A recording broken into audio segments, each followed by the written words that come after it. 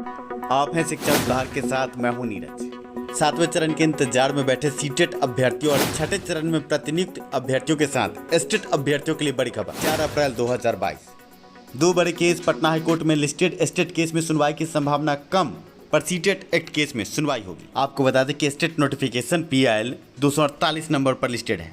ऐसे में CTET act case में बड़ी सुनवाई होने की बड़ी संभावना। सीटेट अभ्यर्थियों के विरोध में कोई बड़ा फैसला आया तो सीटेट अभ्यर्थी हो सकते हैं शिक्षक बहाली से बाहर। 7वां चरण, जिसके संबंध में सरकार और शिक्षा विभाग ढिंढोरा पीटती है कि अप्रैल महीने में 7वां चरण, अगर सीटेट अभ्यर्थियों के विरोध में फैसला आया तो 7वें चरण के लिए भी लंबा इंतजार करना होगा, बीटेट की परीक्षा का सामना करना होगा। ऐसे में आपके स्क्रीन पर आप देख सकते हैं CWSE 9574/2020 10 नंबर पर लिस्टेड केस पर बड़ी खबर हम आपको दे दें, एक्सक्लूसिव खबर कि इस केस की सुनवाई 2:15 दोपहर में होगी। छठे चरण के प्रतिनियुक्त अभ्यर्थियों के लिए केस कैसे घातक है आपके स्क्रीन पर आप देख सकते हैं। ओरल ऑर्डर 1/2/2022 का ये ओरल ऑर्डर है। साफ लफ्जों में माननीय न्यायाधीशों ने कहा कि इस केस के जजमेंट से बिहार शिक्षक बहाली प्रभावित होगी। अगर अभ्यर्थी नियुक्त भी हो जाते हैं तो अगर नियुक्ति के खिलाफ ऑर्डर आया तो सीटेट अभ्यर्थी जो प्रतिनियुक्त हुए हैं उनको पद छोड़ना होगा।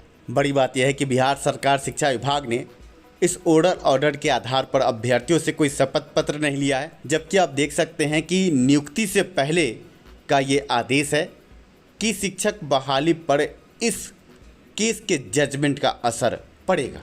मोहित कुमार शाह और राजन गुप्ता की बड़ी बेंच इस केस में बड़ा जजमेंट देने वाली है। देखना यह है कि आगे क्या निकल कर आता है। ऐसे में आपको बता दें कि जो छठे चरण की बहाली में कोर टीम है उसी के बीटेट के जो सदस्य हैं वो सीटेट अभ्यर्थियों को बाहर करने की साजिश रच रहे थे। आप देख सकते हैं कि उन्होंने पहले एक केस किया CWJC 25/004 और इसके बाद जब केस डिसमिस हुआ तो रिव्यू पिटीशनर आप देख सकते हैं 82/2020। 3 दरभंगा के बड़े पिटीशनरों के नाम आपके स्क्रीन पर है। रोशन कुमार झा, विष्णुकांत राय, कृष्ण मोहन कुमार यादव। ये बीटेट अभ्यर्थी हैं जो सीटेट को तबाह करना चाहते हैं। ऐसे में पिछले दिनों की सुनवाई के वीडियो से आपको रूबरू करा। Notifications and guidelines issued by the central government and NCT in that regard. So I'll begin and take your lordships, my lords, with the provisions of the right of children to free compulsory education, which is for convenience of your lordships. It is already on record also. Or if your lordships will kindly see the book concerned, the RTE Act, my lords, in this, my lords, 3 provisions NCT और शिक्षा अधिनियम 2009 का हवाला देते हुए CTET को बाहर करने की बात अधिवक्ता कर रहे हैं। पर आप बिहार शिक्षक नियमावली 2012 को भी देखें, बिहार सरकार भी कम विरोधाभास उत्पन्न नहीं करती। आप देख सकते हैं लिखा गया कि केंद्र अथवा राज्य सरकार द्वारा आयोजित शिक्षक पात्रता परीक्षा TET में उत्तीर्ण अभ्यर्थी योग्यता रखते हैं शिक्षक बहाली। सरकार के गजट और नियमावली में विरोधाभास कैसे है ये भी देख लें। पहले हम शिक्षा अधिनियम 2009 को देखते हैं। साफ लफ्जों में एप्रोप्रिएट गवर्नमेंट की बात की जा रही है, मतलब उपयुक्त सरकार की। ऐसे में राज्य सरकार की शिक्षक बहाली के लिए राज्य सरकार उपयुक्त है और केंद्र सरकार की शिक्षक बहाली के लिए या यूनियन टेरिटरी केंद्र शासित प्रदेशों के लिए वहाँ की सरकार उपयुक्त है। ऐसा शिक्षा अधिनियम 2009 में है और इसी का हवाला देते हुए सीटेट एक्ट केस आगे बढ़ रहा है। एप्रोप्रिएट गवर्नमेंट कहीं ना कहीं सीटेट अभ्यर्थियों पर यह लफ्ज भारी पड़ रहा है। अब हम बात करते हैं NCT के गजट की। NCT का गजट क्या कहता है इस संबंध में आप देख सकते हैं। न्यूनतम योग्यता के संबंध में साफ लफ्जों में NCT के गजट में प्रावधान है उपयुक्त सरकारों द्वारा आयोजित अध्यापक पात्रता परीक्षा TET में उत्तीर्ण, और उपयुक्त सरकार तो राज्य के लिए राज्य सरकार और केंद्र के लिए केंद्र सरकार, यूनियन टेरिटरी के लिए वहां की सरकार। NCT के अजब गजब नियम सीटेट अभ्यर्थियों पर भारी हैं। ऐसे में बिहार सरकार ने भी इसमें आग में घी डालने का काम किया। आप देख सकते हैं बिहार सरकार मानव संसाधन विभाग द्वारा यह अधिसूचना जारी की गई जिसमें साफ लफ्जों में लिखा गया है केंद्र सरकार द्वारा प्राधिकृत शैक्षणिक प्राधिकार के द्वारा, मतलब NCT के द्वारा प्रारंभिक विद्यालय में नियुक्त होने वाले शिक्षक हेतु न्यूनतम योग्यता निर्धारित की जाएगी। ऐसे में पहले तो हमने आपको NCT के गजट से रूबरू कराया जिसमें साफ लफ्जों में कहा गया था कि उपयुक्त सरकार द्वारा TET कराई जानी चाहिए थी, और शिक्षा अधिनियम 2009 भी यही कहता है कि उपयुक्त सरकार राज्य के लिए राज्य सरकार, केंद्र के लिए केंद्र सरकार और यूनियन टेरिटरी के लिए यूनियन टेरिटरी की सरकार उपयुक्त होगी। आप ये समझिए कि कहीं ना कहीं NCT का गजट सीटेट अभ्यर्थियों के खिलाफ है। बीटेट सरकार द्वारा राज्य सरकार द्वारा कराई जानी चाहिए थी और बिहार राज्य सरकार समय से TET कराती नहीं है।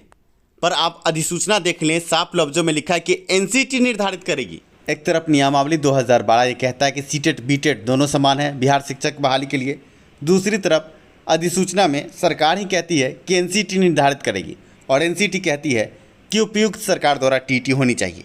आगे हम आपको पंजाब हाईकोर्ट के एक जजमेंट से रूबरू कराते हैं, जिसकी चर्चा पिछले दिनों हाईकोर्ट पटना में सीटेट एक्ट केस की सुनवाई में हुई।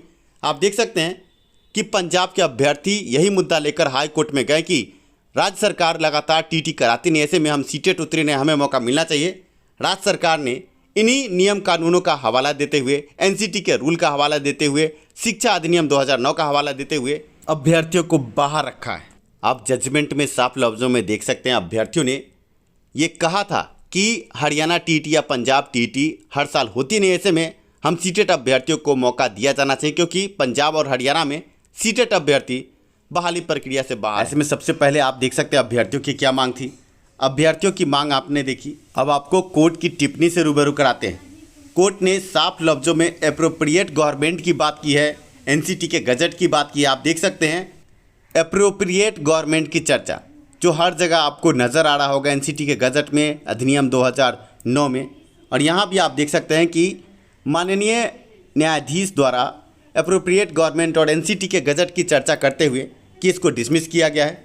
अब आप देख सकते हैं साफ लफ्जों में डिसमिस किया गया था इनके बड़े केस को, और ऐसे में सिंगल बेंच का नहीं डबल बेंच का ये जजमेंट है आपके स्क्रीन पर। इस वीडियो को देखने के बाद आप समझ चुके होंगे कि सीटेट अभ्यर्थियों के गुनहगार कौन है और सीटेट अभ्यर्थी कैसे बाहर हो सकते हैं बिहार शिक्षक बहाली से। शिक्षा सुधार का मकसद बस आपको सच दिखाना था, और इसलिए हमने सभी हाई कोर्ट के जजमेंट, एनसीटी के गाइडलाइन और एनसीटी के गजट के साथ साथ शिक्षा अधिनियम 2009 से आपको रूबरू कराया। आप समझ सकते हैं कि शिक्षा सुधार आपको सच दिखाता है, और इतना बारीक तरीके से विश्लेषण, इस विश्लेषण को देखकर आप समझ सकते हैं कि कहीं ना कहीं 31 मार्च 2022 को अगर बड़ी सुनवाई होती है और जिस तरह हाई कोर्ट में ये केस पेश किया गया है, चंद गद्दारों ने सीटेट अभ्यर्थियों के ज़िंदगी के साथ खेला है। आगे क्या होगा, क्या छठे चरण और सातवें चरण से सीटेट अभ्यर्थी बाहर होंगे? क्योंकि हम आपको बता दें कि पिछले दिनों के सीटेट एक्ट केस के ओरल ऑर्डर को अगर आप देखते हैं तो साफ लफ्जों में लिखा गया है कि जो भी इस केस का जजमेंट आएगा उस आधार पर बहाली प्रक्रिया प्रभावित हो सकती है, वो चाहे छठे चरण की हो या सातवें चरण की। छठे और सातवें चरण में आगे इस सीटेट एक्ट केस से बड़ा भूचाल आ सकता है। आपको बता दें कि 25 राज्यों में राज्य शिक्षक बहाली से सीटेट को बाहर रखा गया है। अब पटना हाई कोर्ट के बड़े फैसले से क्या इन 25 राज्यों में सीटेट को मान्यता मिलेगी या बिहार से भी सीटेट बाहर होगा? आशा ये वीडियो आपको पसंद आया होगा। आगे बीएड संयुक्त प्रवेश परीक्षा से जुड़े अभ्यर्थियों के लिए आवश्यक बीएड 2022 संयुक्त प्रवेश परीक्षा आपकी तैयारी को नया आयाम देने के लिए चक्षु पब्लिकेशन द्वारा एक बड़ी पुस्तक जारी की गई है। आपके स्क्रीन पर आप देख सकते हैं, बड़ी पुस्तक का नाम है सीईटी बीएड संयुक्त प्रवेश परीक्षा 2022।